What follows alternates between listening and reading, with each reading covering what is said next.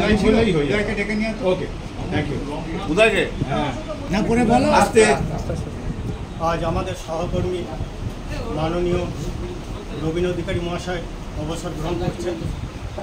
এর জন্য সত্যি আমাকে খুবই ভারাক্রান্ত মনটা।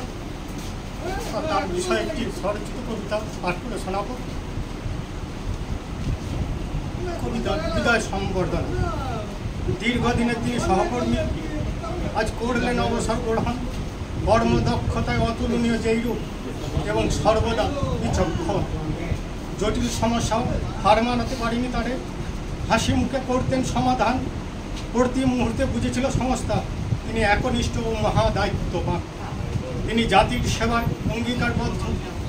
WBPDCL প্রতিষ্ঠানে তাই পরিবারের সংকট উপেক্ষা করে দৌড়ে আসতেন যে কোনো প্রয়োজনে। ক্লিনিং বিভাগের কর্মীবৃন্দ যেন সুতোয় বাঁধা একটি সুসজ্জিত মালা, তবু স্মরণ করিয়ে দিল বয়সের সংখ্যা, এবার বিদায় পালা। অন্তরালে ভগ্ন হৃদয় যতই হোক বেদনা, ফুলও মারলে জানাই তারে বিদায় সংবর্ধনা।